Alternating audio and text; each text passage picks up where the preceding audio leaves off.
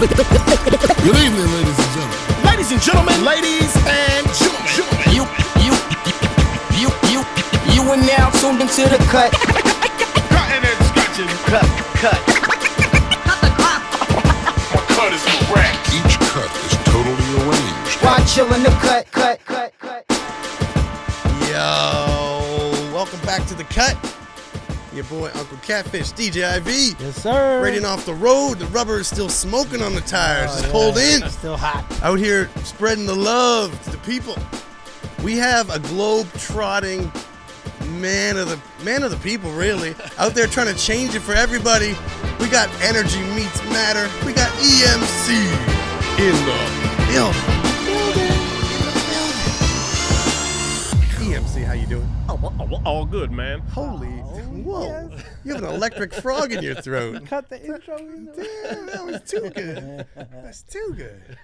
I'm doing good, man. Keeping busy. Keeping very busy. Good. Yeah, you are a busy man. Yeah. If you could clone yourself, would you? It'd be nice. Yeah. Yeah. I Any think it really drawbacks does. to that, you think? Any worries? No, I would just get so much stuff done. So much productivity. Yeah. Yeah. I mean, there's so much I want to get done. So it's just like, fuck yeah, if I can clone myself, hell yeah, get more Great. done. I can take a nap while my clone is like doing shit. Maybe be more rested. That's the mark of a truly busy person, is the Yeah. one who actually goes, I just probably nap first, because I think so. It's just, running a business full time is just, it's your life. It Yeah. consumes your life, but it's amazing at the same time. It's super rewarding. So fantastic. yeah. I want to jump into a section we like to call First Cuts. And I want to ask you a couple things, firsts in your Yeah. life. What's the first word you ever, no. What's the first food you ever ate? First food I ever ate. No. I've always wanted to take it back like too far. I want to take it back way too far.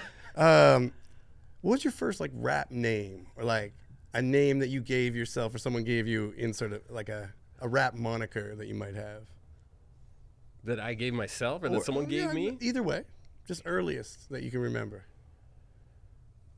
I don't think I ever had one, man. It was just like EMC? I just came up with EMC. I was just trying to How old were you in EMC? EMC. I think I was already, because I was already doing music for a while before I started rapping. I was in a heavy metal band for a while, just kind of doing the aggressive yelling thing for Yeah. a bit. And where was this that you were doing this? this was in Truro. Ah. Yeah, so Bert Knockwood, DJ Chinook. Shout out. Shout So out to Bert. Shout out to Bert. He started the group, so he was getting super into like a lot of, well, he was really into rap as well, but he was really into kind of some of the new metal that was coming out, Right. like, Sepultura and like some of the stuff almost like Korn, whatever, like the stuff with like the really heavy low end. Deftones, like all that stuff. So he was really into that and had a group of people like out Shubenacadie way, like kind of close to the reserve. So they just kind of met up and started jamming, and they needed someone to do vocals. And like, I loved music, but I had no musical talent whatsoever. So he's like, what do you think, Eric? Do you want to audition for my band? So I was like, oh, okay, sure, man. So he got me to like sing some stuff basically over the phone for his friends, and they're like, okay, yeah, like this guy sounds like he could be like aggressive or whatever. So anyway, so I started doing that, but then as I got kind of more into hip hop, and he was getting more into it as well. I mean, we were always into it, but basically he was like, I think we should take what we're doing and we should get a DJ, and Eric, you should start rapping. And I was like, yeah, I don't think I can rap, but just started working on it from there. But anyways, like around, So wait, when you were tasked with rapping, Yeah. and did you actively at that moment go and like focus more on rap?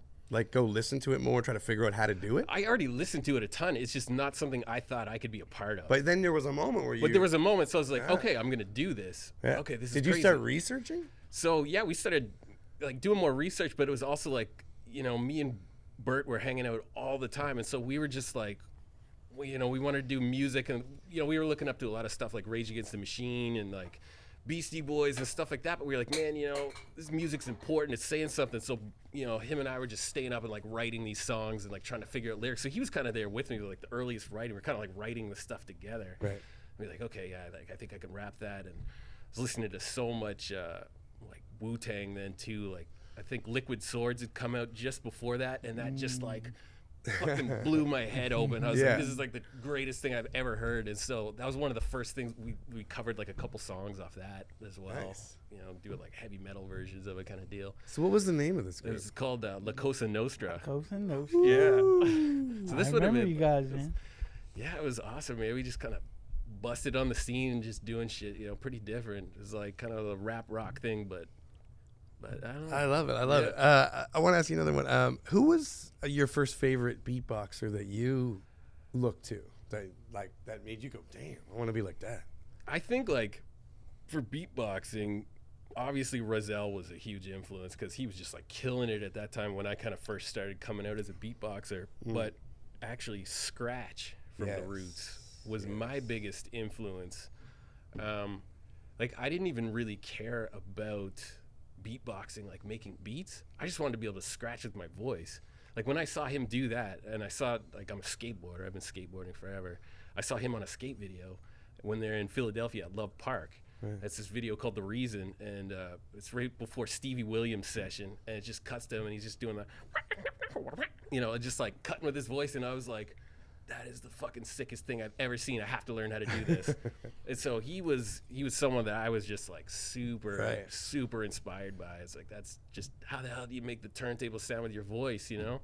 And like around then, I think like Bert was getting into DJing a lot too with scratching. So it's just like hanging out with him and trying to learn the tricks that he's doing, you know, but with my voice and stuff like that. And just, yeah.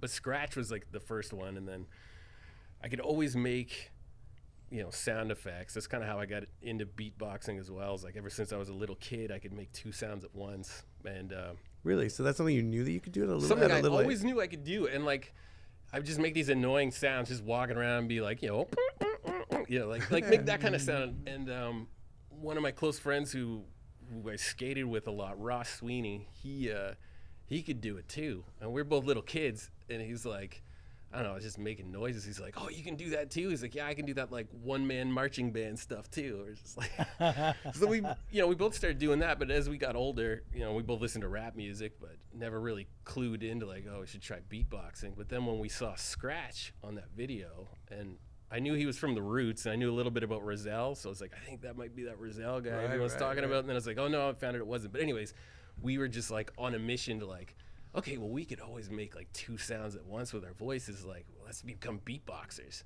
you know. And that's kind of where it started. So this would have been around like 1999, I think, when I first kind of started beatboxing. And how old are you in 1999, approximately, allegedly? 99, I would have been. Don't put out your government age.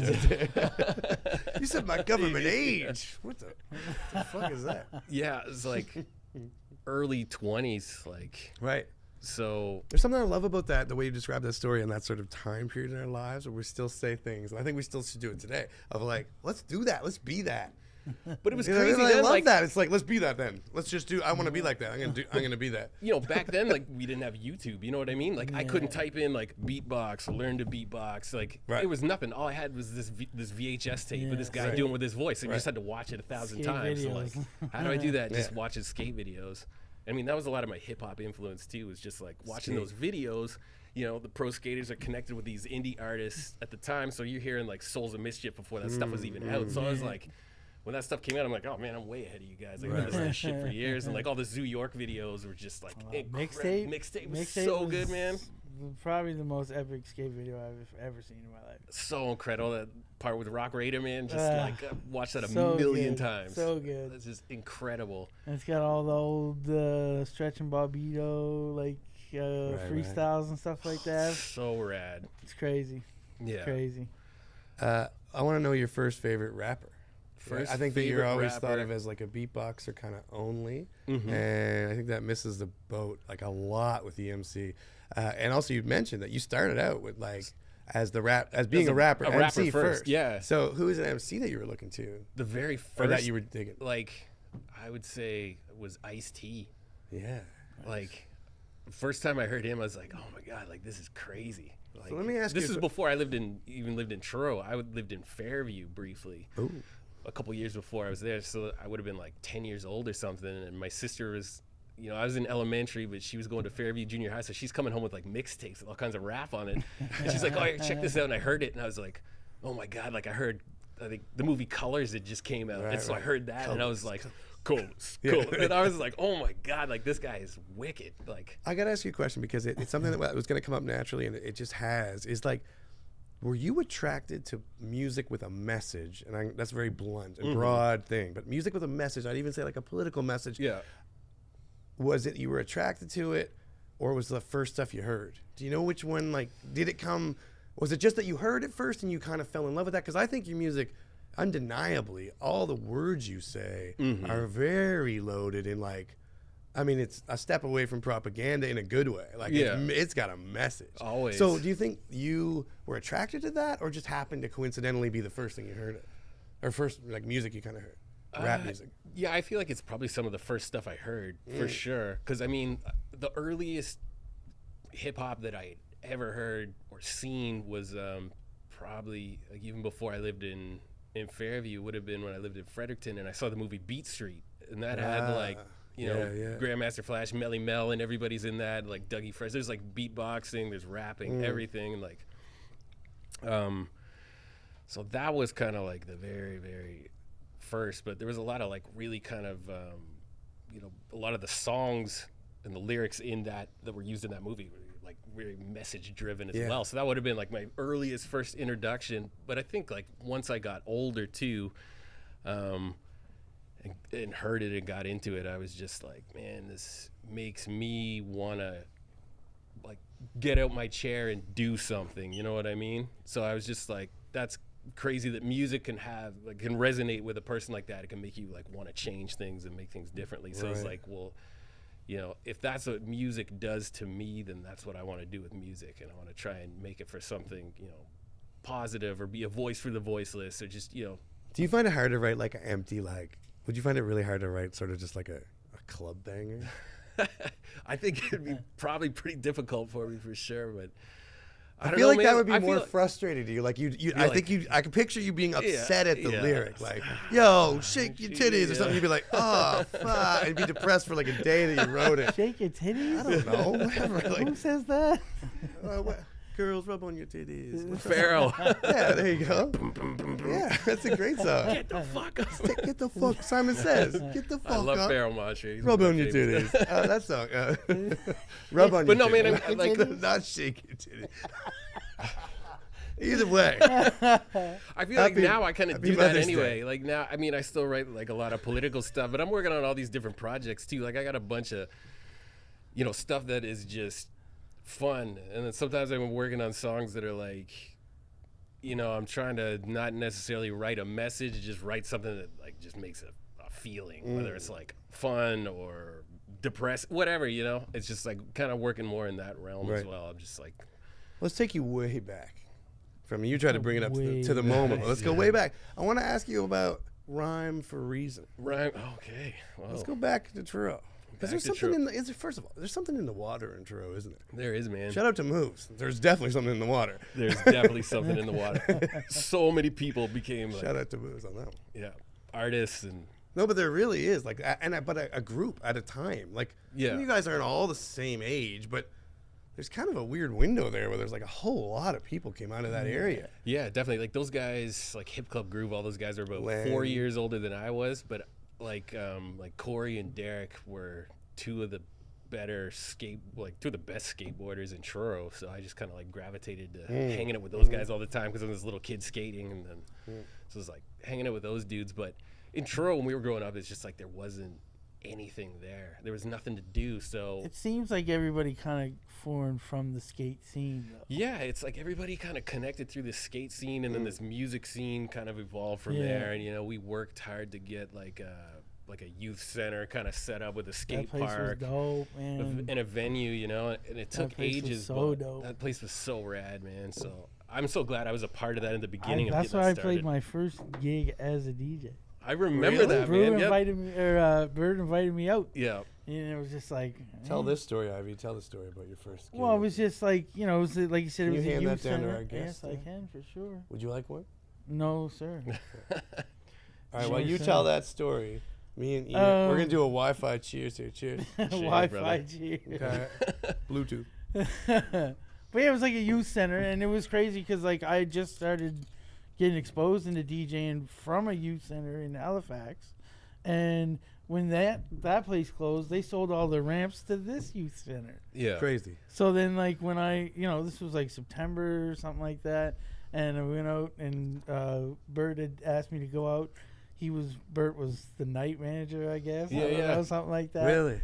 So he was just like, "Yo, come out and play records," and I went out, and like his turntables didn't, the pitch faders didn't work. It's like I couldn't play any music, like because when I was playing house records, right? Right. But then that kind of just changed the whole way I go about DJing. Because that night he gave me my first set of turntables, Yeah. and I went home. Just old ones he had laying. They were literally laying in the back room, just in storage somewhere, just on the ground. Bert always had multiple clunkers kicking around. That's just how he rolled. So he gave me his first set of turntables. I went home and spent all the money I had on the mixer. I stopped. I didn't go to a rave that night because of it, because I used to go to raves all the time. And that was the rave that the guy OD'd in Exhibition Park. Mm-hmm. So like Crazy. I luckily avoided having to see all that shit. Yeah. But yeah, that whole night I just got home and played with the turntables, and it has those buttons, and we used to call them the Chewy button. Yes, because That's in what La Bert- Cosa Nostra we had a DJ named Chewy, Matt Jason. So why would they call it the Chewy They button? called it the Chewy button because he couldn't really scratch that well. So if he wanted to make a transformer sound, he would just hit this button over and over. 'Cause they I would- totally forgot What's a about transformer sound? like a like Can the, you make it? like the in out like yeah Ah, okay. yeah. So like And so he if you just, couldn't like, use the crossfader, you just hit the button. Hit the button over and over again. So you're like Chewy. And I had the mixer that had It this. was like the only trick he could do. So we were like, that's the Chewy button. That's why you had to learn to beatbox. Yes, exactly. And I was using the Chewy button to scratch for like the first like forever. And Bert was like, "No, don't do that. Use the fader." Right. And I was like, "Okay, cool." So I started using the fader, and that Wow. Bert changed my whole life, man. Who was in Rhyme for Reason? So Rhyme for Reason initially was so it was me, my friend Kirsten was on bass, Drew Kirsten on, Moore? yeah, Kirsten Moore. He was the bass player. Kestrels? Is he in the... Yeah, Yeah, Kestrels. shout out to the Kestrels. My friend Drew was on drums, and then we had this guy Angus Parks, who was like a musical genius. He doesn't even play music anymore, I don't think. I haven't seen him in years, but he's like had scholarships to go to music schools and stuff like that. Wow. But anyways, he was thought that my idea was super interesting. So he's like, yeah, I'd be down for playing keys in this group. So it started out really small like that, and then once I moved to Halifax to go to university, then it became kind of like a bigger group, adding like more instruments to it, and got Dave Powell in the group rapping. But it was pretty cool. Like in the churro days,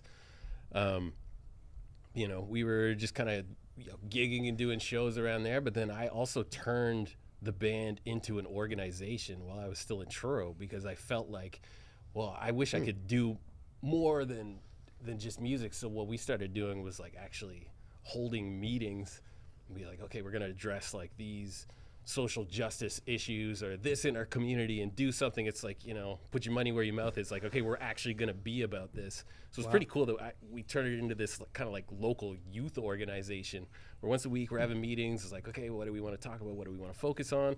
And, it was a lot of like early social justice stuff of just like, okay, well, let's get information out about, this atrocity, or how, when you buy this affects these people. It was a lot of that kind of stuff, but it was just like, it was cool to have a band and have that like actually extended out into an organization. So we started getting like invites to go to like conferences and stuff like that, because like, oh, this is super cool. Like, not only are you doing like rap music, but it's a full-on organization. So that was Rhyme for Reason? So that was Rhyme for Reason. And, I was just like at the library all the time, like using the internet and just like reading books and doing research and stuff like that. And so it's like, well, if I'm spending all this time studying, like I may as well try to go to school, except I had really horrible grades. So I applied to go to Dal as like a mature student and got accepted. And so I was like, okay, well, it got me out of churro. So I moved to Halifax, and it just so happened that most of the people in the group were going to Halifax as well at the time. So then we continued there, and I did that for a couple of years. So You've done a lot of things, and we were talking earlier in the green room about how long you've been in the game, so to speak. And you know, you got so much. I don't want to skip anything, but I also want to move through some stuff. Yeah, There's just so much. Talk to me about Second Front, which I think kind of Second Front follows on the heels a little bit. Yeah, followed right on the heels of that. So Ango, shout out to our research team, by the way. Absolutely the best. So we bigly thank them. Yeah, go ahead. Andrew McPherson, like he was a few years younger than us, but also super talented musician, and he was doing kind of the metal thing like I was. So we'd played shows with his band back in the day, and he got into hip hop and started doing like production and rapping and stuff like that. Anyway, so he moved to Halifax, and I just kind of ran into him and we connected, and he's like, "Oh, what are you up to these days?" And I'm like, I'm doing this like Rhyme for Reason project, but I think like a couple people were moving away, so it's kind of coming to an end. He's like, "Well, I've been making tons of beats. Like, why don't you come over and check out some beats?" So I was like, "Yeah, sure, man." So went over, checked it out, and I was like, "Oh man, this stuff's crazy. Like, dude's making pretty sick beats." So I was like, "Okay, well, I got this other guy, Dave, who I was in Rhyme for Reason with, and maybe we can form a little group." He's like, "Well, I got my friend Adam, he does production, he raps a bit, like, why don't we get him involved too?" So we got him involved, and then I was like, well, I know a DJ, so got Chinook involved in that as well in the early stages. And so that kind of started there. And that's the first time I really started like rapping on beats, because before that, it would have been all just like live bands. Oh, so I'd never actually like rapped over anything produced before. So what was the biggest difference there that you found?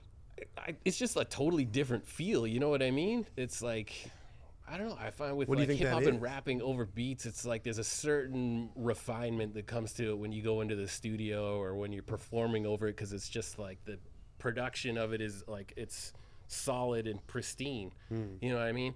And with a live band, it's just like you're just kind of like following the the flow and the energy of the band and what they're putting out. So you're just like used to that. And so I was used to like operating with like shitty PAs and just like blowing my voice out. You know what I mean? I can't hear myself, so I'm just like screaming / rapping just to be heard. So with this, it's like this kind of new refinement that I'm not used to at all. So it's like, okay, it's pretty different. But did it make you have to get more precise? Basically, oh, definitely. Because you were like, with the shitty PA reality, you kind of have to go big, but you also have to like, you can have a lot of shittiness in there. Yeah, because it's covered by the technology. But the other way the technology exposes that in a good way. Yeah, absolutely. But did it make you get more like, it must have refined you pretty fast? Yeah, definitely. I mean, I was like, okay, I got to really start working on skills and delivery way more. You know what I mean? Because it's more than just like, with a live band. More the energy. Live band is more just energy and like heart, and people could see that in the performance, and they're just like, okay, they kind of gravitate to that. But then with something like this, it's like, it's definitely way more refined. So it's like, that's a whole new skill set that I was like, okay, I need to work on this. Was that like your first like delve into recording? And we'd done some recording. We did a demo with La Cosa Nostra, but it was just like, like a 4-track recording. Yeah. But with Second Front, that was like the first time I think I actually able to like hear your voice, hear my voice back, and right. And so it was, that was definitely like my earliest kind of studio experiences. So when did you two meet? Because in my notes, I want to discuss with both of you a bit about Rebel Tactics. Oh yes. Well, that's interesting. Both of your reaction was kind of interesting to that. We definitely met like 99. Yeah, it would have been around 99 for sure. Did you guys meet through skateboard? No, through Bert. Through Bert, yeah. By the way, through Bert. They replaced me with a robot this week. Skateboard. All right, go ahead. Through Bert. No, through Bert for sure. I don't even know. Maybe that show at Cafe Extreme in Truro? No. I've seen you guys at the Pavilion. Yeah. So, and I think it was definitely it was hands down before that. Yeah. Because I don't even think I was DJing. So what's Rebel Tactics? Rebel Tactics Network was just like a group of dudes who loved to scratch and play hip hop and beatbox. It was so rad. So these guys are just like killing it with the scratching, and I just come down and just like beatbox and do vocal scratching, and like sometimes like like Dave, who I was rolling with in Second Front, he'd come down. He was an amazing freestyler and battle rapper, so he'd come down and just like just do it. Like, it was it was literally like just me, Bert, and like Circuit. Yeah. some producer Circuit. Yeah. And my boy Pat Rock. Who Man, Henry could sold cut. out. That guy was sick. What'd as you- hell. I always told him like to me the dopest scratcher from Halifax is Cut and Cracker. Yeah. Amazing scratcher. You know what Yeah. I mean? Overall DJ, you can't deny Scratch Bastard. Of course not. But like when I heard Henry, I was just like, man, like you could wipe the floor with all these guys, man. Who's like, wait? Dude Who's was Henry? insane. Circuit. Yeah. Okay. Circuit. Okay. Just nuts. just so Holy sick and shit. pristine. Now, isn't Circuit on the also ca- massive in reality right now? Oh, he's Like behind the scenes on like. he's Dr. Luke's right hand man. Yeah. He's he's Yeah. pretty much like behind all the Weekend stuff. Like So crazy. you know, like he does a lot with the Weekend. Like the Weekend just sent him a Grammy and a fucking gold watch. Like you know, So crazy, like, man. if you bring up the wiki on Circuit Producer, I will. CIRKUT, Oh, yeah. and you know, Let's do it. We're really moving into the the vast, like the crazy amount of people that he's worked with is Like, you know what? You don't even have to actually press enter. Wikipedia pops up right away.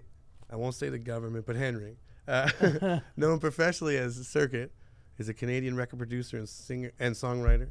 Co-produced and co-written for Rihanna, The Weeknd, Britney Spears, Jessie J, Kesha, Shakira, and Nicki Minaj, B.O.B., Lil Wayne, and it goes on and on and on. But I think that gives you an impression you know, that's of Circuit. and that's Henry, and you know we were just like young dudes loving hip hop, like Yeah. that's what Rebel Tactics Network was. Right. Young guys loving turntablism and hip hop and all forms of it and all elements of it. So And we embraced it all. You know, we had our boy Pat Rock was into spray painting. You know, so you guys are all the elements. So. Yeah, Yeah. you know, like everything. We was always down with Lockdown Crew, so Yeah. like, you know, we would play for them anytime. Like, Right. but it was just like throwing on records and cutting for Yeah. 4 hours every Sunday. That's So what sick. it was. Where did this happen? It happened at Breakdown. I'm pretty sure that's where it all happened. Because I was hooked up with Spilly. Remember my man Spilly? Cyber DJs. Yeah. And he was on to this streaming shit before streaming was streaming. Yeah. Like, we're talking like... Back when it was just like rivers and shit. Winamp. Oh, I remember Shoutcast? I remember Winamp. Okay, you remember that stuff? Kind of reminds me of LimeWire days. So, like, he was on to that. Okay, and this, just to put it in perspective, like, Spilly back in the day with Cyber DJs was like the #2 spot in the world of online streaming. So what he did is had his box set up with all the songs on it, and he would just stream all day long. So he'd have mixes from certain people that would just get thrown in the mix. Like any live show that he could do, he'd archive and, you know, boom, that we throw that up. So, like, there was 24-hour music playing on this thing, but he'd play, like, all kinds of music. Right. So, like, it would always be something different. And online, on the charts, he was number 2 in the world. Wow. In crazy. the world. Crazy. Like, So crazy. so, and this was, like, 2000, 2001, maybe. Like, you know, I don't even think, it was definitely 2000, like, around there. So... It could have been like 2000 to 2003. And, you know, we did that every Sunday for a long time, man. For a long time. That's how I met You Soul. Right. You know what I mean? I was friends with Joe Run. And I was, you know, Joe, you should come down Sunday. He used to... Would he come through? He used to let me go to his nights at Slip Disc. And that's kind of where I, you know, learned to do a lot through him. Like, just different styles of, like, beat matching and shit, and actually learning the fact that I have to do something other than just scratch, because that's all I did up to that point. So you just were constantly scratching? Oh, for the first 9 months after I got my set of tables, it was nothing but scratching. Try a little bit of juggling. Wasn't really good at juggling. But it was scratching for 9 months straight. But goddamn, is he ever good at it? I go home. Yeah, that's one thing that we don't like brag about. We don't do it enough. But Dude, like, so we have the sick, man. best. Like, one of the incredible. best. Man. One of Like, the best come for on. sure, It's man. one of the best. I Infinite appreciate respect it. for this to guy. do it. I Yeah. appreciate it. It's true. Incredible. But Incredible. you know, so Joe, that's how I got to meet you, Soul, because Right. I invited Joe down because he would invite me to his slip disc nights, and I'd just go down there and play with him every week. And then when we started that, you know, like brought them down, we had a whole session with them. They fucking loved it. They had a blast. They still talk about that day. Right. And that was when I met all of them, you know, Tracy, Finney, Yeah. and David. And we just have guests. Mm. And that's what it was, Rebel Tax Network. I like Fun it. as fuck. I want Yeah, man, to. it I was want a to. great I want to time. push on to something else here. You form a group, circa 2003. Mm-hmm. I have a pin on my bulletin board at home. It's a very sleek graphic design, and it stands for the International Monetary Fund. And I've always wondered, for a guy who was like seemingly not, I was going to say a globalist cuck, but that's just a weird, I just wanted to say that because we can hashtag it now and so many people will watch this. There'll be so much outrage. Why are you repping the International Monetary Fund? Like, what am I not getting? Me and Hermit were just all about culture jamming. Whoa. Yeah, so we were just like taking What is IMF? the intelligent motherfuckers. Yeah, so we were just like, Love that. IMF. They're like, okay, man, we're just gonna like steal this. The International Monetary, because I mean, we were super into what, you know, everything that's been happening, like neoliberalism, Yeah, and, yeah, you know, yeah. structural adjustment programs and how they're screwing over developing countries and everything, privatization. So we were like, oh man, let's take one of their symbols, you know, one of their banks, and that's gonna be our rap crew. Except instead of, you know, International Yeah. Monetary Fund, we're gonna be the intelligent motherfuckers. And then Hermit, of course, like doctors up the logo, and you know, The there's like logo's the leaves nice. there, with the microphones and everything. I was like, oh, this is great. Yeah.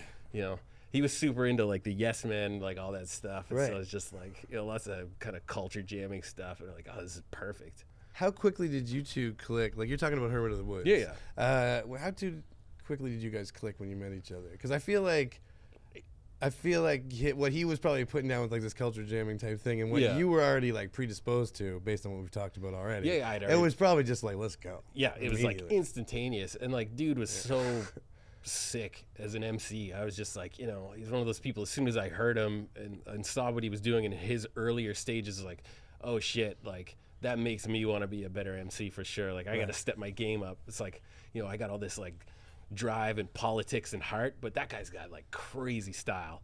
And he's, you know, he's got these speed raps, and I was just like, okay, like I got to get in on that stuff too. Right. So he was like, you know, just like one of these people that was such a huge inspiration, and just like when we met, it was just like, okay, we got all these crazy ideas, like go. Who Yeah. else was in IMF? Or like, So explain IMF to me a little bit. I mean, we just wanted to make, you know, kind of like RTN, just this collective of like different elements of hip hop, have it represented, and you know, we had more of like kind of like obviously like a social conscious drive, but it was just like anyone that was cool, that was around us, that was dope, that was like pushing hip hop and just pushing it in a certain direction, whether it's, you know, like fun or educational or, Yeah. you know. So we had like some of our friends that were DJs, some that were like graffiti artists, and just like a couple different MCs. A true click. A true click. Would you consider it political? Like, would you call it political? Because when I heard the name, I was like, that's a hard name. man. That's a hard name for like Yeah, a that's political, a hard name. Yeah. for like a political stance hell yeah. type of rap group. And I Yeah. was like, Intelligent motherfuckers. that's just like, so the first time I heard it, I was like, fuck, that's a hard. It is kind of confrontational right off the dope. jump. It is, Fuck, man. We man. were just like, Because either you're with them and you're okay, like, I'm an intelligent motherfucker too, or you're like, what are you saying to me? Like right away, kind of like So we're dope. But intelligent. even just to throw it up, and be like, RMF. You know Yeah. what I mean? It just rolls. IMF. And dude, and fucking Hermit got business cards made for us. So like after we, you know, started this group, like, you know, a couple weeks, so he got me this box of business cards. It's like EMC, IMF, intelligent motherfuckers. And it's just like somewhere handing out these business cards. It's just like book us for shows. Culture like, jamming your way. yeah. So what did like? Take me to the zenith of the IMF. Like I feel like the IMF maybe still exists. Really, it's probably never will cease to exist. Yeah. But what was like the zenith of that? Like the peak of IMF sort of power, if you will, or like cohesiveness, or active. You know. I'm trying to think, cause like, you know, within the first couple years, we had a pretty big crew by then, because we would have had like Hearts and Demix, like Kimber was with us, like Chris Rice, like my boy Rich, like Digital Rich, he was a DJ, like Chinook was with us for a while, Emboss. Like, I don't know, probably by like, when did me and Hermit put out our solo albums? Like probably around like 2006 or 7. 2007. I'd say like around there, like 2007, 2008. Well, that's perfect segue, because I want to ask you about your first solo album. Yes. And your first and maybe only solo album to this point? Yeah. To this point? Till this Released anyway? Released, yes. We'll get to that. We'll get to that. I'm sure you got about 9 unreleased. Something like that. The first solo album comes out. First of all, what was that like for a guy who's like always, seemingly from what you've been telling us, always been surrounded by a group and like working in a group? What was it like to then decide to make this solo one? I think it was, it was a little challenging, but it was Ango at the time, just being like, I got these beats, Eric, and like, I think Second Front, I think Dave might have been getting ready to move away, and like Adam was super busy. And so he was just like, cool. I was sitting on these beats for the next kind of Second Front project. He's like, why don't you do a solo album? And I was like, yeah, maybe I'll, start putting some stuff aside for that. So, he and I started working towards that. And then I got really sick, like kind of midway through that. I almost died. I was in the hospital for quite a while. And then just came back after that, like full force. Just really? I'm like, okay, like just want to get this out there and just do music. Like I realize how was that, I don't want to be cliche, but like the near-death experience, did that give you the sense of like trying to just squeeze the juice out of every day?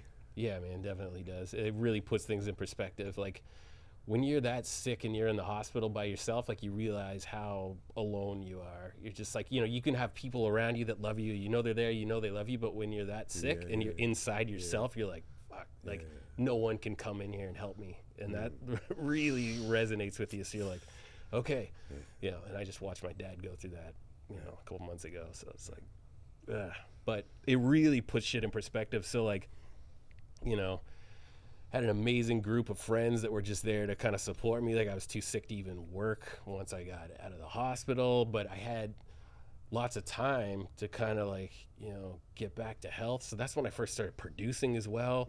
Gave me a lot of time to write and like just kind of like link up with other artists at the time. Like, I was chilling with Hermit a lot, but also other people in the scene like Apt and Socks and all those dudes, and just kind of like kicking it with those guys and getting super inspired. And it was like, okay, like it was really good the way just use that time, that downtime I had to just kind of like, okay, start really working on this craft. And yeah, man. But yeah, it really puts things in perspective. It's just like, I want to move to, I think, by the way, thanks, man. I'm glad that didn't take you out. We need you here, man. I'm glad to be here, man. You're strong, man. You're strong. Talk to me about the formation of 3 Sheet. Because 3 Sheet,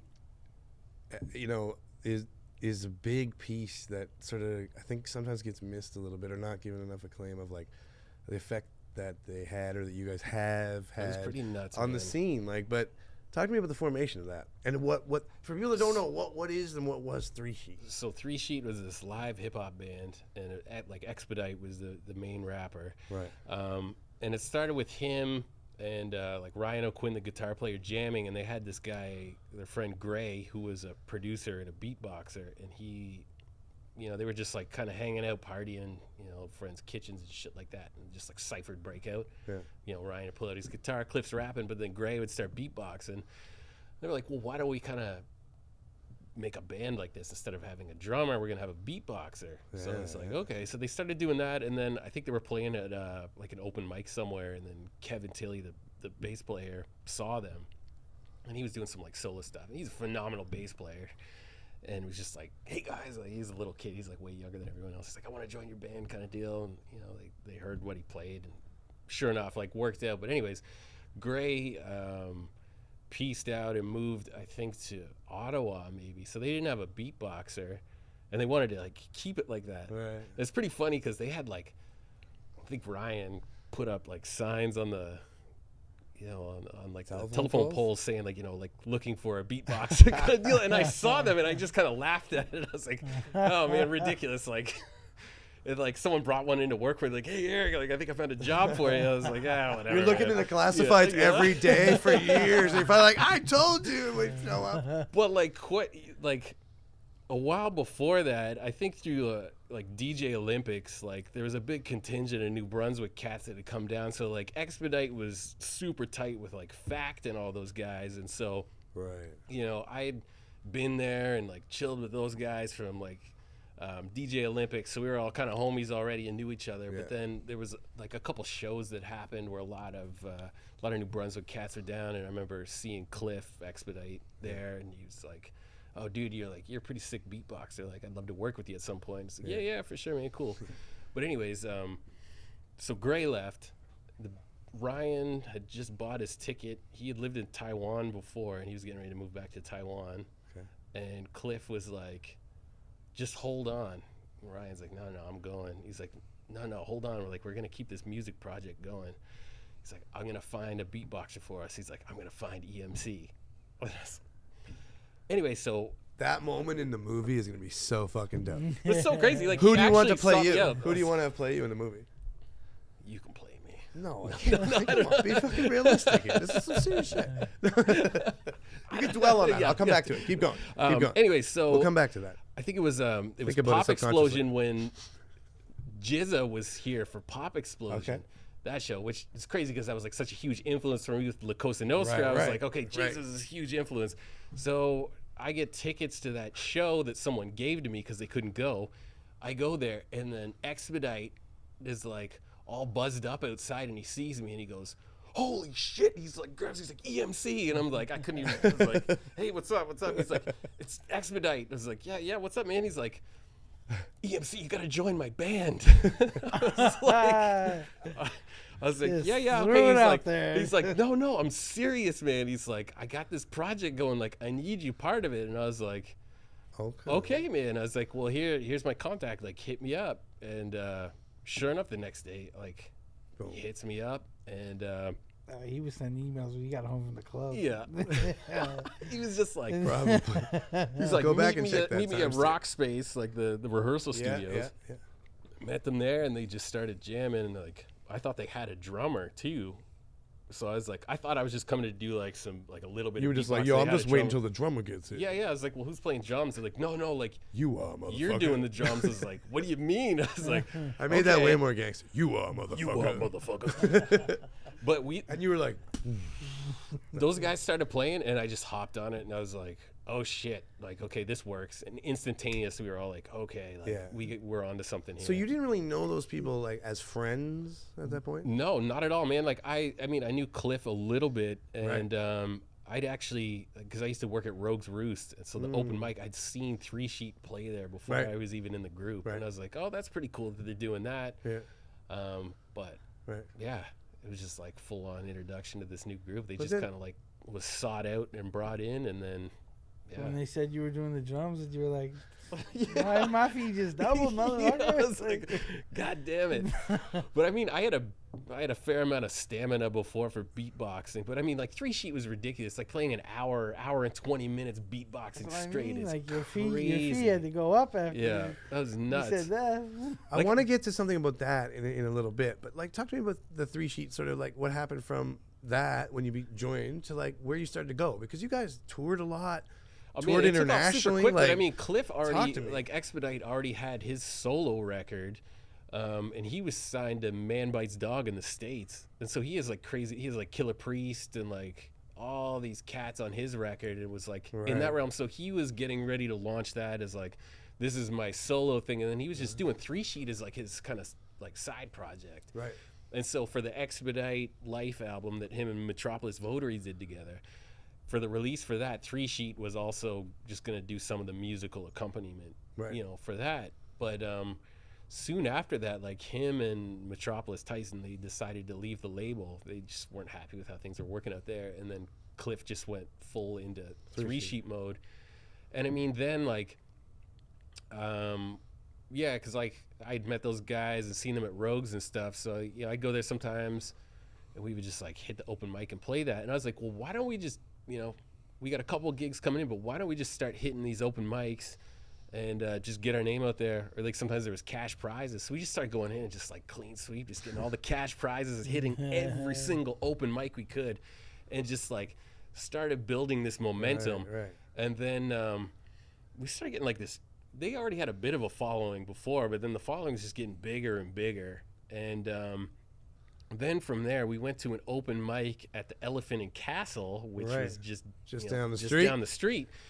And so we went there to that open mic because one of the guys I worked with at work was the guy hosting it. Right. So he's like, hey, Eric, like, why don't you tell you guys to come down and like, play the open mics? I was like, yeah, sure. So we went down and played.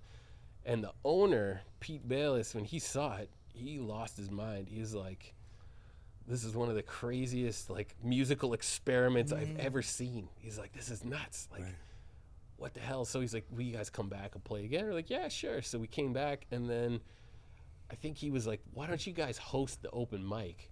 So we're like, yeah, sure. So we hosted the open mic like a few times. It was pretty good, but then he's like, why don't I just give you guys your own night on Thursday nights? And we're like, okay, crazy. It's like So a standing show every Thursday night. every single Thursday night. And we're like, just like $3, come down, 3 Sheet Thursday, Elephant and Castle. And by then we had enough of a following. The first one, it was just like rammed.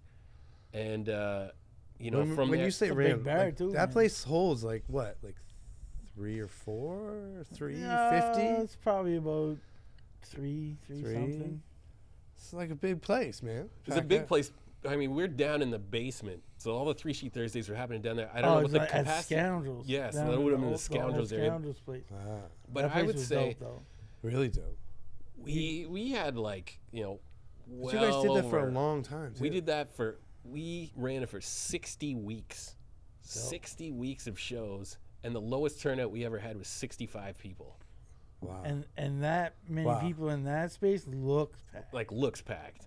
Yeah. So that was an insane run of shows without worrying about like, oh, we're oversaturated. You know what I mean? Yeah. And so because of that, it just like it opened up all these different opportunities. I want to ask you a question about that group. Did you guys think of yourself as a hip hop band? Like, did you ever talk about like what kind of music? Like, maybe you didn't. Like, I don't think people always stop when they're making art and say, "Hey, I'm making this thing." Yeah. But like,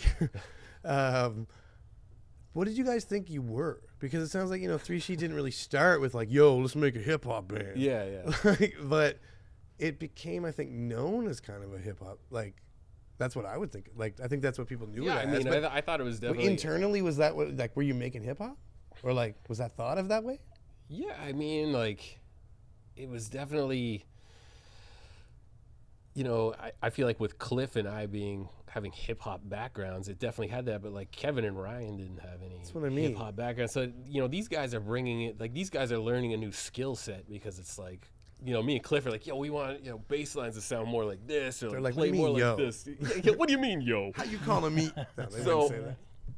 Yeah, I mean, it was interesting just because you have these people with like outside perspective of hip hop, and like, but it works because they start getting into hip hop, and then they have their own kind of like interpretation of it, and they bring that to the table, and so it makes it this really kind of uniqueness. Right.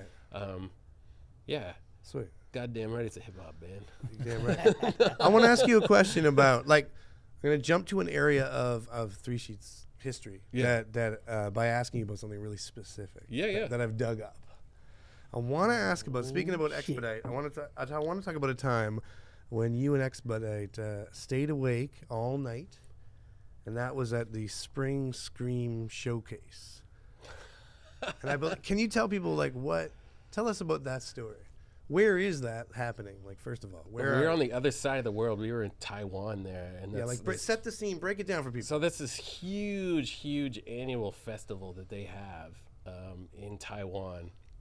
And so I think there was like 6 or 8 different stages and just like thousands and thousands of people.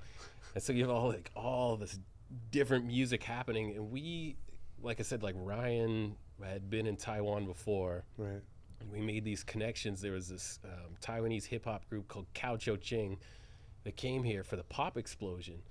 And so Ryan was like, hey, we should go check these guys out. Like, I've been, I lived in Taiwan. I have lots of friends there still. He's like, I want to go see it. So we're like, yeah, for sure. So we go and see them, and they're super dope. And then they ended up coming back a second time, and we were on tour then. And so we went to the show, and they're like, yeah, we got these other dates. Like, why don't you guys come on tour with us? And they were like, oh my God, like that'd be amazing. So they came on tour with us, and they're like, well, why don't you guys come to Taiwan sometime and you come on tour with us? And so when we got to Taiwan, it was insane because they had like a tour bus and like full sponsorship. So like, it was like New Era and like Converse sneakers. So like, so did you go here's from boxes of sneakers? Here's boxes of shirts. Here's New Era hats and like Taiwan beer. So it's just like. Did you go from a level here of like a certain place to just like boom, sort of like a it was different just stratosphere like, there? Holy shit! I'm like, okay, so you're on a tour bus. balling And there's like now. karaoke machines for everybody, and it was just like insane. So we're, they're taking us to all these spots in Taiwan. It was insane, and like towards the end, we went to Spring Scream, and like. That was the longest bender of my life. Like, I was enjoying every second of it. Like, Cliff and I were just like, just wired the whole time, just rocking the shit out of shows, like having the time of our lives. It was What was absolutely that incredible. Spring Scream show like? Like, how many people? Like thousands. It was just. Did they know you at all? Like, did no, they know like, the music at all? No one knew any of the music. Another question: did 3 Sheet go back again? No, we had always hoped to, but it just Right. it didn't end up happening. Right. I thought there was, for some reason, I thought you'd gone back. So we it was insane. We had such a crazy response. So we ended up doing 2 nights at Spring Scream. So the first night was super well received, and it created such like a buzz that they asked us to do a second night. Really? So on you the, were on well the biggest stage. They liked you once they knew you. Yeah. So people were like super into it. They're like, okay, this is crazy. Cool. And so they're like, can you guys do a second performance the next night? And so we were like, oh yeah. That's always good. Wow. So set that up, and it was basically like the whole festival showed up for our show. And man, we like just rocked the hell out of it. It was insane. Just this. Where like, is sea this? of Like, where are people. you? Where are you at this time? Like, what set? Like the place? What place is it? It's I don't even remember what that region of Taiwan is called, but it's it was just Amazing. just absolutely amazing. And I mean, after that, like any amount of merch that we had was instantly gone. So there was a guy who was basically directing us. He was just like, okay, you guys come over here, stand here. He's like unwrapping CDs. He's like, do you want their autograph? Like, autograph. And it was like 2 hours of selling out of every single piece of merchandise you have. Wow. It was like insane. I was like, okay, so this is what it feels like. I feel like the rock star kind of Right, deal. You know right. what I mean? Like, yeah, it was insane. That's Do amazing. they have the double-decker tour buses over there? We didn't for that one, but Okay, yeah. okay. Oh Because man. when we went to Europe, that's the only kind that they have. So I don't know if it was the same time. Yeah.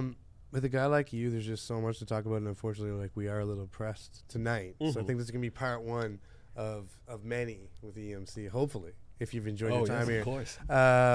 But I want to just hit a few hot spots here and there. Can you talk to me a little bit about touring with the Extremities for the first time? Because out of that, I believe there's a relationship with Fester that I think has been pretty influential on you and 3 Sheet Oh, definitely. and all like- kinds of things. So just can you talk about that a little bit? Yeah, I mean, that was super awesome linking up with those guys for shows with, Fester and Kills. Yeah. Like, man, we had such a fun time. When was this? Like what year? Where are we here? Like, God, I don't even remember what year that was when we first toured together. Maybe place it between projects. I feel like artists often remember that, right? They'll be like, "Oh, it was between this album and that album." So, like, I don't know what fucking year that was. Yeah, I mean, it would have been between like we were on our A lot of artists are like a that. lot of artists were like that. 3 Sheet would have been touring on Sheet Music, our second album, and starting to get ready for the See? last album. He knows. Told you no. And so, yeah, linked up with those guys, and like I'd known Fess for ages, just kind of through the scene and the whole Back Burner crew. Like, shout out to those guys, man. They're Yeah. all killing it, super Yeah. sick. Yeah.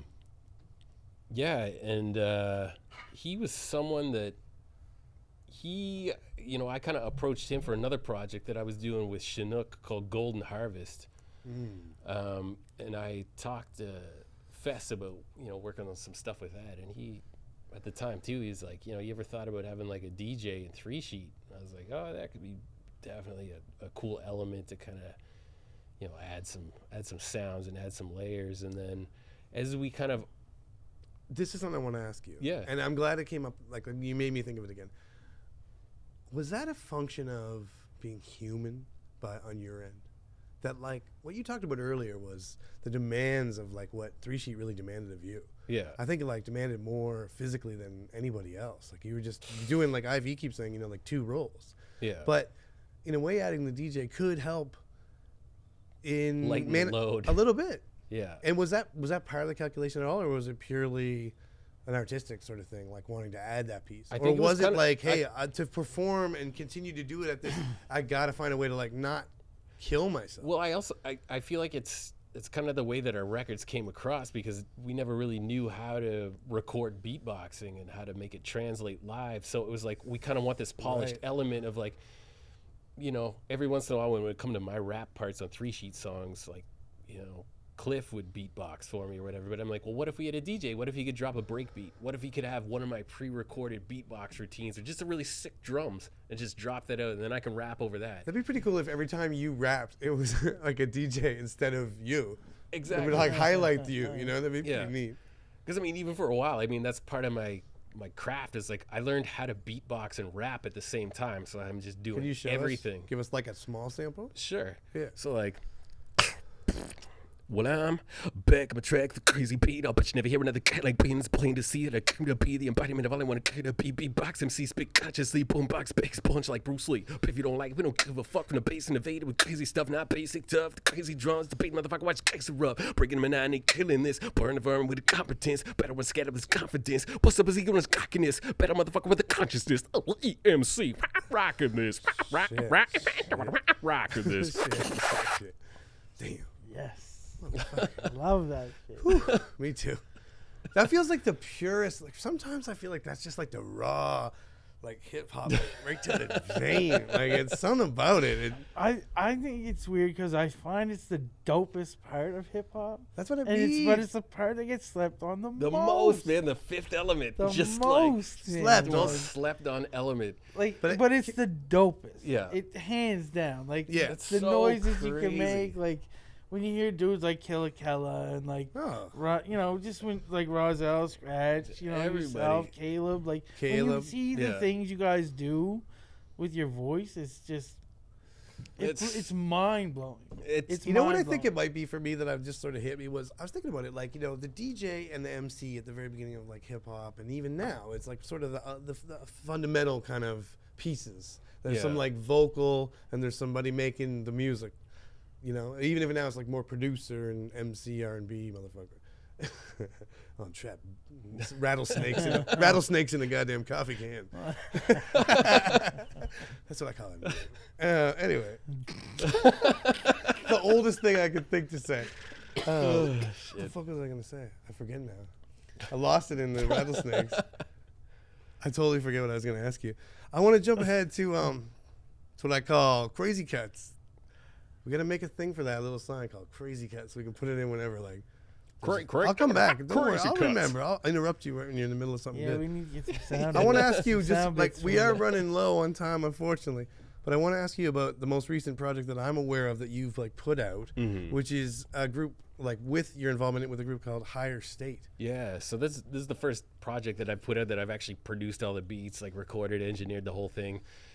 Which, you know, like I said, I've been producing since the time I got sick and was hospitalized. Right. That was like 2004. Right. You know, We're and looking so- like a decade plus. Yeah, so I mean, finally started putting some of this stuff to work. But it was originally going to be the next EMC solo album. I started making these beats, and a lot of it, like my uncle Bill, who I hang out with Wild Bill. every couple weeks and do some recordings. I took outtakes of all these recording sessions that we did, and he's like this amazing musician, plays guitars, like keys, drums. So I started sampling outtakes and making these beats, and I was working on it.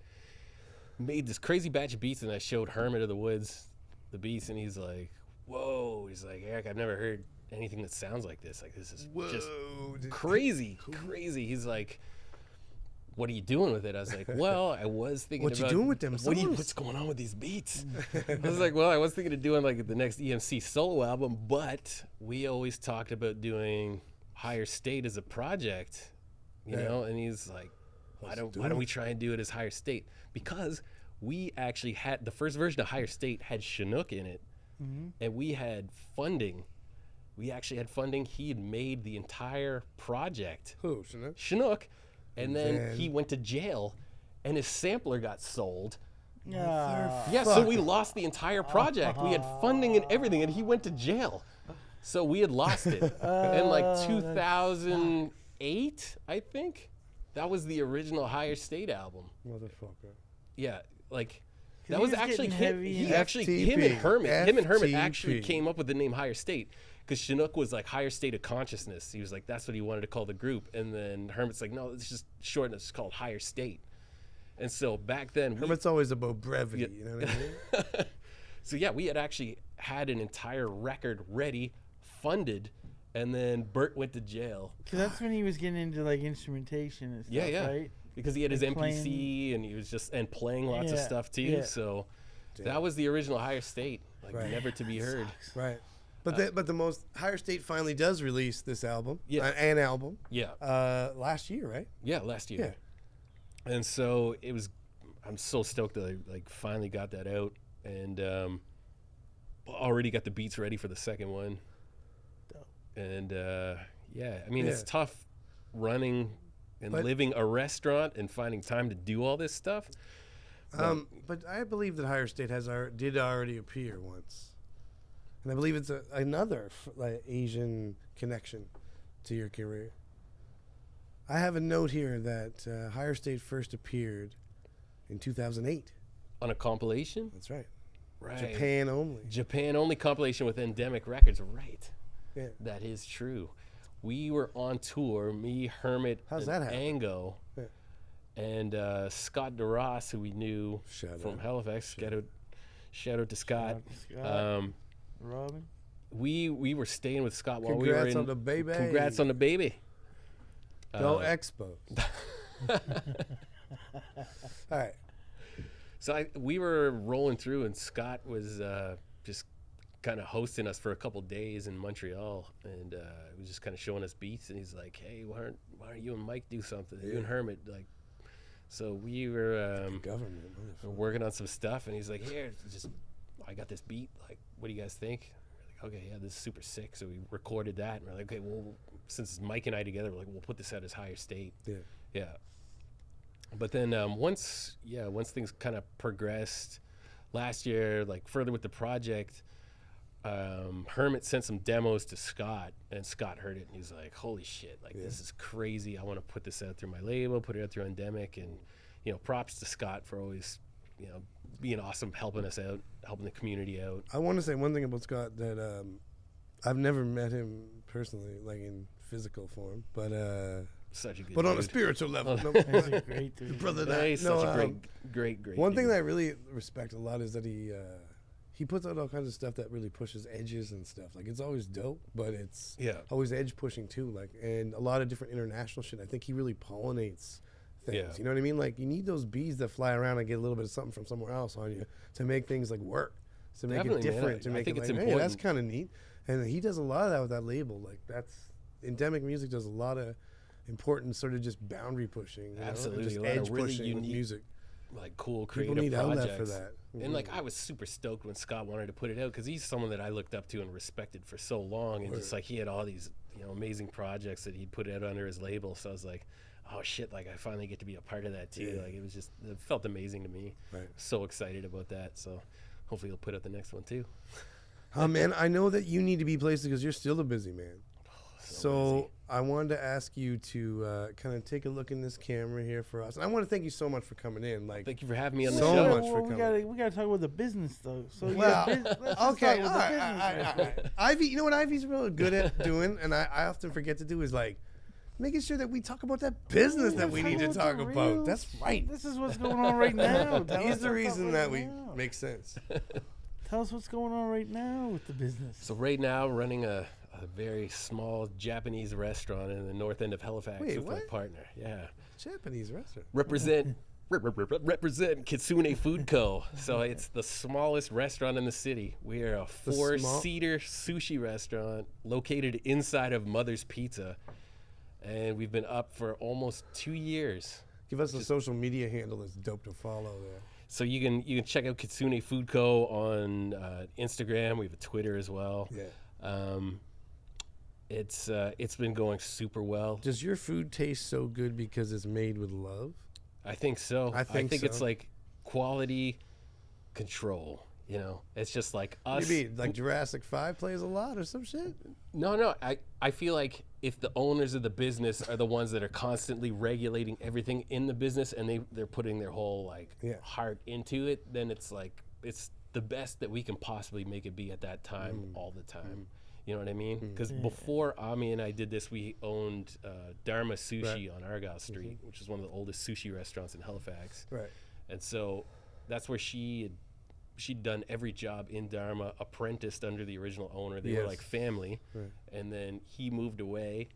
We bought the restaurant from him. We got a bunch of funding from the government and like seed funding, that sort of thing, to do that. Did that for a few years.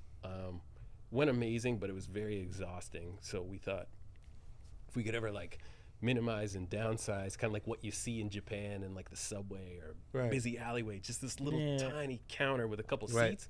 Like if it flies in Japan. Even like Euro makes sushi. I mean, that place is tiny, right? People know that big. That documentary's huge. That place is tiny. Exactly. And even like a Subway, I think. Yeah, exactly. And that's what we wanted. And like Tyson, who owns Mother's Pizza, Metropolis Votary. Right. So it all comes together. Metropolis was like hip hop. He was like, I got this little tiny space. He's like, if you guys ever are between restaurants and want to do like a little sushi takeout counter, he's like, maybe I'll rent you this spot. He said that as a joke.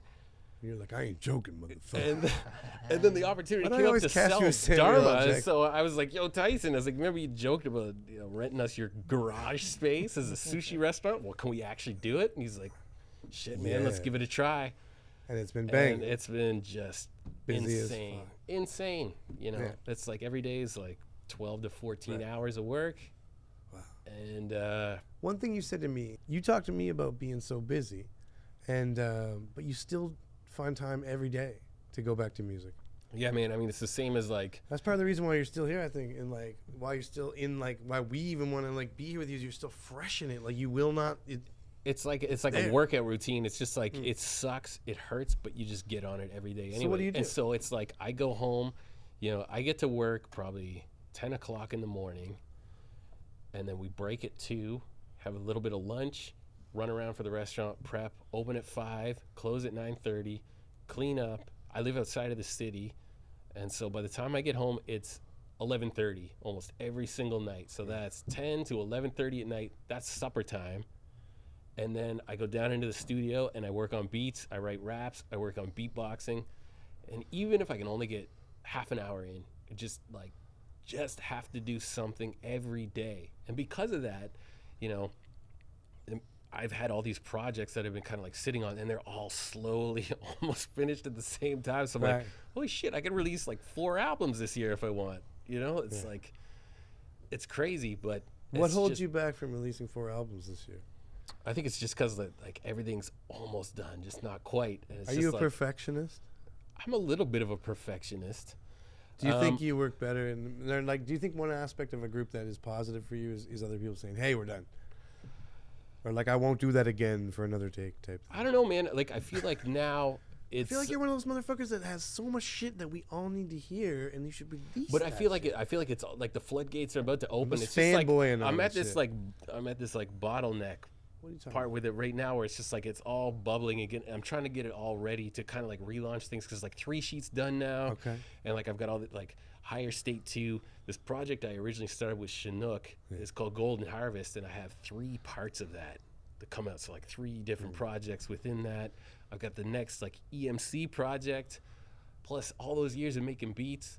And me being, someone that's skateboarded for my entire life, like I've always wanted to do an album just devoted about my love of skateboarding, and like slightly political in a way because it's like there's songs about like getting kicked off these like corporate buildings or getting chased by police, just like all these fun stories that I have. So it's like, okay, I want to do this like EMC skate album, and so like I've got a bunch of that ready too. So it's just like I feel like when I'm so busy with work and I'm so tired when I get home, I just kind of I go down and I'm like, okay, well, whatever I have left, what am I going to work on? So I'm just like, okay, I'm going to pick at this, pick away, and everything's just like slowly moving forward, but it's all gonna come very soon. So right now, the most pressing one for me, which I sort of self-imposed timeline, was I was working on a remix album for 3 Sheet, because I always wanted the first 2 records to come out a different way, and I've kind of perfected how I want the beatbox to sound on those records. And so that's kind of the first one that I want to get out, and that I think I can get out within the next few months. So that's kind of like, okay, so now I've been kind of really focused more on Resheet and just like, okay, there's these unreleased songs. I like that name a lot, by the way. Pretty fun, man. Nice. So working on just getting that done, and working on Higher State 2, and yeah, a couple other things. In respect to your time, I want to ask you one question going back to that whole first, I don't think I asked you this, is like the first thing you do if you won $1 million. Like if I said to you, here, boom, you have $1 million, boom, like cash right now. Oh. Like what's the first thing? And we're not in the interview anymore. Like you can do, I guess you can't do anything. It depends where you are. This is a weirder question than I thought, but what's the first thing you do? Like mentally maybe, like what is it? What's the first move? Take some time off for myself and help my mom right now. Boom. Yeah. That's straight up, and just have some time to just fully focus 100% on music. Yeah. Because that's my drive in life. So it's like. Thank you so much, EMC. Thank you for having me. I think that's exactly one thing that like I've always got from you is just this huge like music just fires you up, and it's like heart, it extends out of you where it's like like it gets me hype every time we ever talk about it at all. Yeah. So thank you so much for coming through the cut. We have one sort of last thing we want you to do is look right in here. Give some shout outs to the people that need it. Direct them where they need to go. Give social media this and that. And can you send us to like a video of something? I think there's a great one personally that I'd love to see from Higher State. Like that was a recent video. The welcome video. That is there any way? Look right here and give it to them. We're on EMC TV right now. Hit them. Check out Higher State. Welcome. Welcome. Higher State. YouTube. Who else do you want to shout out? Want to shout out Ami, Kitsune Food Co. Every day grinding, sushi rolling. Fuck yeah. Man, shout out to Hermit of the Woods.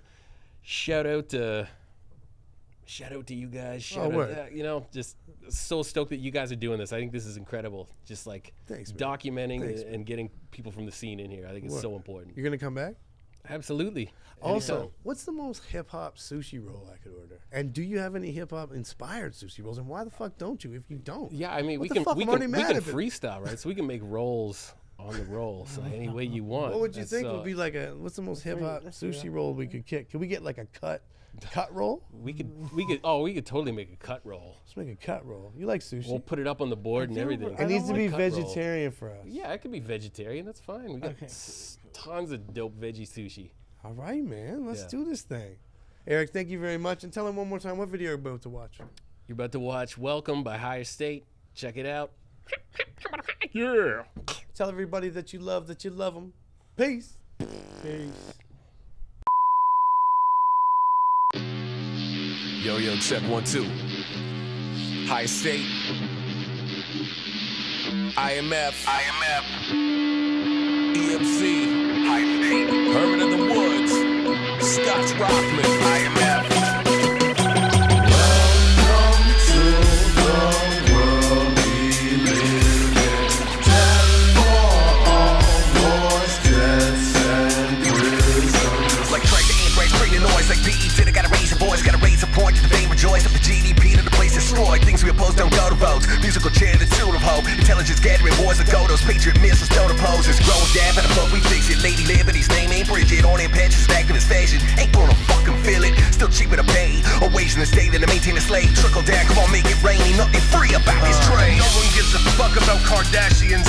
It's a distraction from the fact that our whole system is collapsing. And the news is just outrage du jour. And the wages of war so rarely make it to our shores. I hate to state the obvious, but we backward hack the process. Moving in a circle is not equivalent to progress. Step west, step up, straight up break out of the mold. Cause sometimes it's better not to do what you were told. Welcome to the world we live in. Death for all wars, deaths and prisons. Welcome to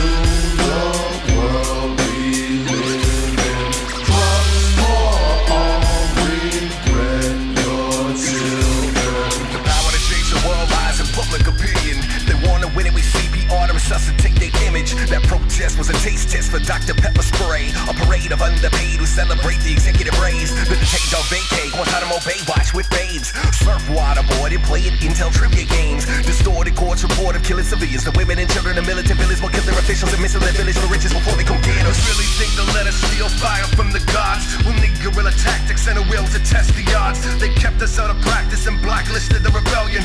Othered opposition and back twisted what we tell them. They got the guns, but we got the numbers. And things are gonna get pretty hot this summer. I used to run from cops, but no, not this time. When the bombs stop to drop,